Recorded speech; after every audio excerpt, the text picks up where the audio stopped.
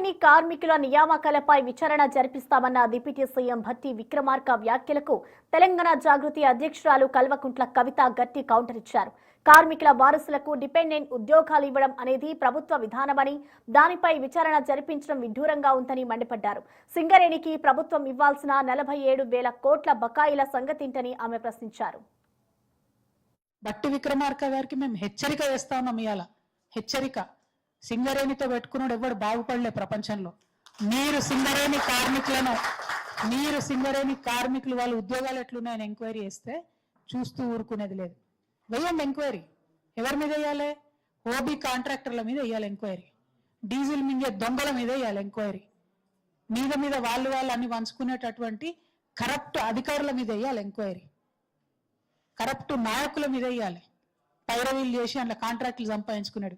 కష్టపడి చెమటోడ్చేటటువంటి కార్మికుడి మీద కాదు వేయాల్సింది. మీరు మీ ప్రతాపం వీళ్ళ మీద కాదు చూపించాల్సింది.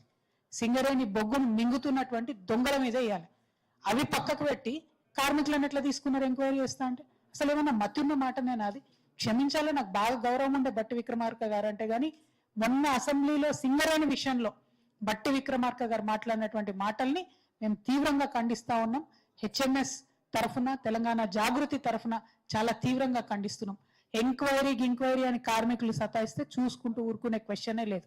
నేను భట్టి విక్రమార్క గారిని సవాల్ చేస్తా ఉన్నా.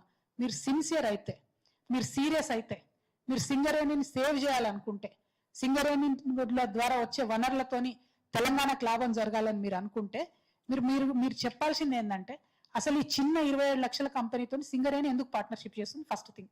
ఓకే, పార్ట్నర్షిప్ చేస్తే బ్యాంక్ గ్యారంటీ సింగరేణి ఇస్తుందా, ఆల్ట్మిన్ అనే కంపెనీ ఇస్తుందా? మరి దీన్ని మొత్తం రిఫైనరీ పెట్టడం ద్వారా వచ్చే లాభాలలో ఆల్ట్మిన్ కంపెనీ వాటా ఎంత, సింగరేణి వాటా ఎంత? ఎందుకోసం ఇది పెడుతున్నారు రిఫైనరీ? ఈ ఏదైతే లిథియం రిఫైనరీ అని చెప్తా ఉన్నారో, ఈ లిథియం రిఫైనరీ ప్రపంచంలో పెద్ద పెద్ద కంపెనీలు పెట్టి మునిగిపోయి చేతులు కాల్చుకొని వెనక్కి తీసుకున్నారు, బ్రెజిల్లో ఇంకా అనేక దేశాలలో.